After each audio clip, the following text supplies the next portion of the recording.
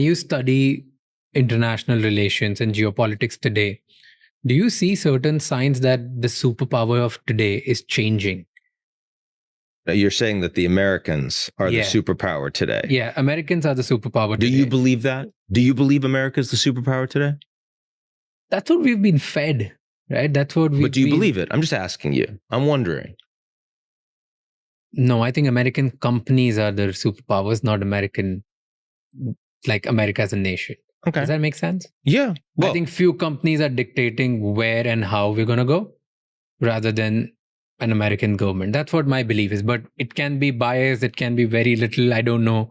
It's good to understand always when you're talking to someone where they're coming from, right?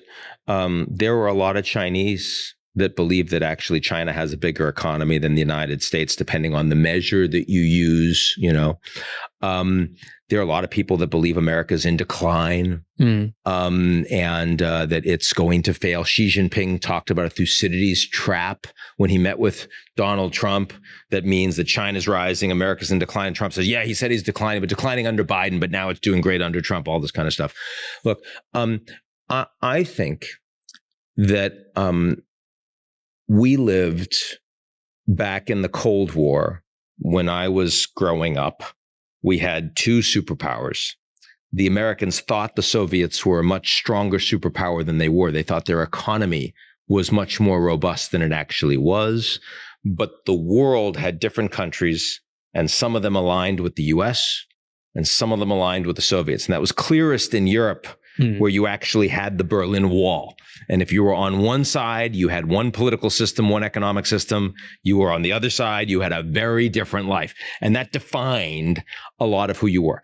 The Soviet Union, I started my graduate school in 1989, and the Soviet Union collapses. Yeah. The Berlin Wall comes down. So suddenly there's only one superpower, right? It's the United States. And it's the new world order. And we're going to win.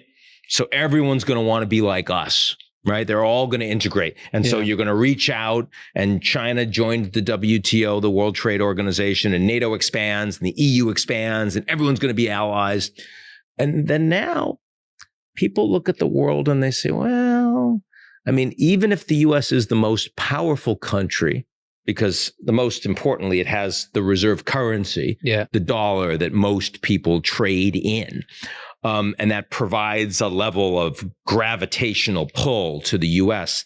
Most people wouldn't say that the US acts like the global superpower, because the US doesn't want to be the leader of everyone. Trump says it's the Donroe Doctrine. It's the Western Hemisphere. That's where America really wants to dominate, but Ukraine really far away. And so the Europeans should take care of that. And with the Russians, or, Taiwan's really far away. And so that should be the Chinese and the Japanese, and they should figure that out, right? So Trump, and not just Trump, but previous American presidents have increasingly acted as if some of the core precepts of superpower leadership, which was, for the Americans, it was, we're going to be the sheriff, right? We're going to be the architect of global trade, and we're going to promote universalist values, just like we did after World War II, the United Nations. Yeah. And that's what a superpower is. Well, the Americans aren't doing that anymore. So today, even if the US still has the global reserve currency, and it does, and the U.S. has the biggest military, the only military that has global reach with bases all over the place. And it does, that's true. But the United States doesn't want to be the global sheriff, right? Saying that very clearly, wants other countries to do much more of their own lifting, take care of their own national security. U.S. certainly doesn't want free trade. They're putting tariffs on that we haven't seen in almost 100 years on countries all over the world, including India. Right. And they're not promoting global democracy and rule of law all over the world. The United States isn't even sure that it has an effective democracy itself. They're fighting internally over what America stands for. So even if the United States is the most powerful country, and there are other countries that are increasing, China is increasingly powerful and very competitive with the US on technology, for example, very competitive in terms of commercial and trade relations with other countries around the world. More countries do more trade with China than with the United States. For example, China has a lot more people India has even more people than China, right? So there are lots of ways you can think about the power balance changing. But the most important thing is if the United States does not want to take leadership globally, then you can't say that the United States is a superpower. And that means that what's happening in the world is much more uncertain. It's much more volatile.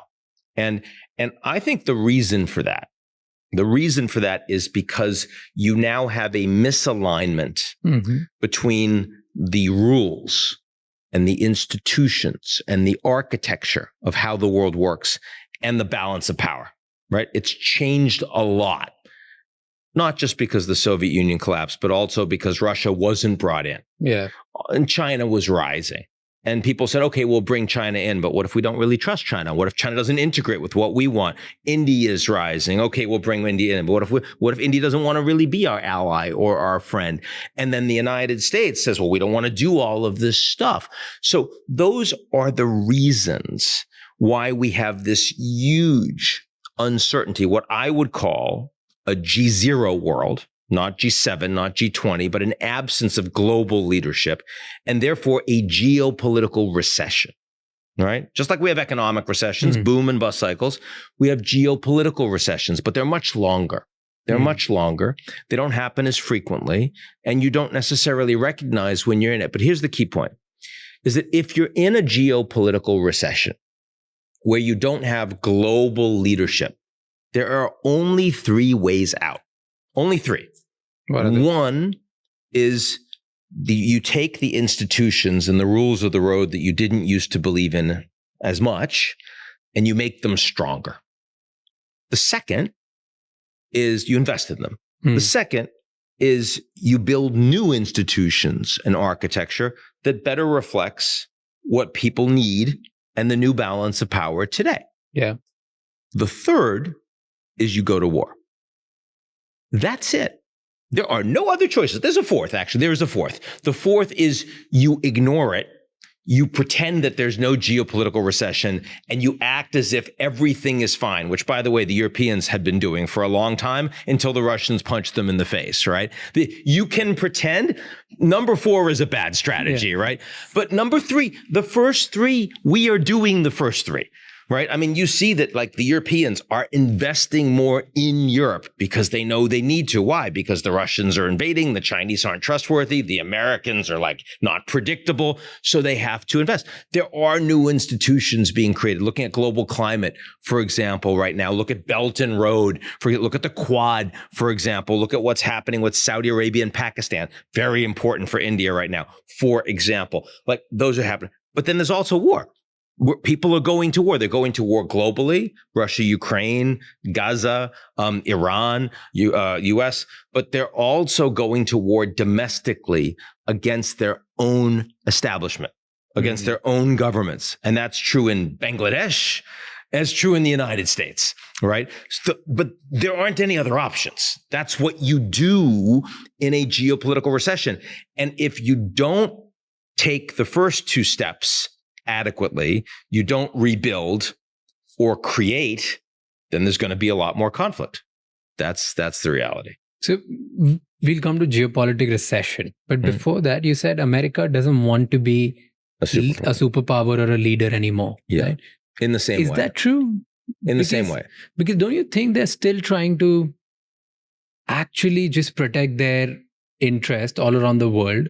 And they are calling the shots on certain things, and they're like, if you don't follow this particular way of doing business or doing things, we're going to punish you, we're going to penalize you, right? They're still interested in Iran, like that is a different country. They should have no job. I don't know what they're trying to do there, right? That's first. Then they try to say that, okay, Russia, even though Ukraine, we're not going to fully support it, whatever, still, let's put sanctions on them. The whole world should stop trading with them. If you don't stop trading with them, you're our enemy. Like they try to do this everywhere, in almost every country. Venezuela, something happened, which is, I don't know what, even that's legal or possible, or should that be allowed for any leader to do. But it happened. But it happened. That's right. Yeah. Right. Then Taiwan, you said it's far away, but America has its interests clearly, where they have said that openly out there that they're going to protect the Taiwan from the Chinese if they ever try to take over Taiwan, right? So in bits and pieces, they still want the world to follow them. So it's a good point, right? A couple of ways to answer that. The first is that what is a leader?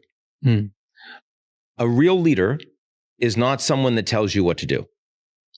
A real leader, a leader that has followers, is someone who is able to get you to want to do what they are telling you to do, right? Yeah. Leaders do not operate in isolation of followers, of a team, of people around them.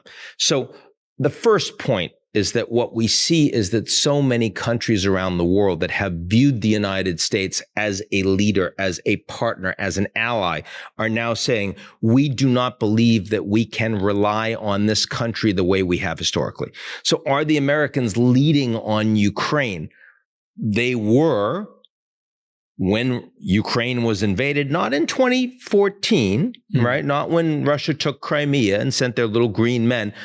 Nobody did much then, so there wasn't much leadership then. But when they invaded in 2022, for reals, as we say, they went into Kiev or tried, then the Americans said, okay, we got to stand this up.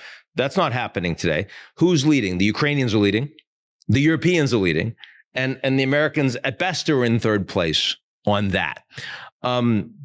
And I would say that on Taiwan, the Taiwanese are much more concerned that, well, maybe nobody is really going to come to our defense. And we're worried about that because the United States can't be counted on the way they could historically.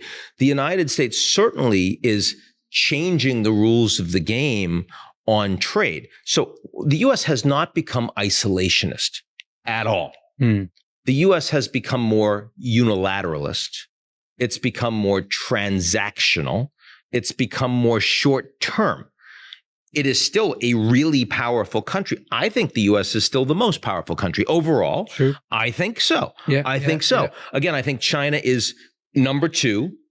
It's close in some areas. It's surpassing the United States in some areas, but overall, number two. True. And then other countries are middle powers, as is the term of art these days, then occupy another geopolitical space. And then there's a whole bunch of countries that are forgotten. I think if you went and asked leaders around, I talk to a lot of world leaders. I talk to world leaders in Asia. I talk to world leaders in the Middle East. I talk to world leaders in Europe all the time, Latin America. And if you were to ask those leaders, do you believe that the United States is the world leader today? Most of them would say no. They would say the U.S. is the most powerful country. They would not say the U.S. is the world leader. And by the way, they would not say, as you did, I want to go back to this point, it's an important point. You said you think that the companies in America are actually the leaders. They would not say that. Most of those leaders who are the global leaders on the global stage would say the American government is still the leader. But I agree with you that a large part of the American decision-making process has been captured by private sector companies and by special interests, some of which are not companies. I mean, the NRA, the National Rifle Association, is not a company, but it is a special interest. The trial lawyers or the teachers union or APAC, those are not companies, but they are special interests. And the point that I think you're making, which is important, is that the role of money in the United States, and even some of that money from outside the United States, has an outsized role in capturing the political process, and is a big part of the reason why many Americans no longer believe in their own political system and their elites the way they did when I was a kid, the way they did in the 70s and 80s. I think that is a real change, and I think it's the reason why New Yorkers, we're sitting here in downtown New York, everyone under 35 voted for Mamdani, a socialist Democrat, right? Inconceivable 30 years ago that New York City, the global capital of capitalism and the free markets and Wall Street and Madison Avenue would vote for a socialist Democrat. And yet all the young people did that. Why? Because of what you said. Because of what you said. Not because America is truly controlled by the corporates, but because the role of money is making them feel these leaders don't represent me. They represent the big money. They represent the big money.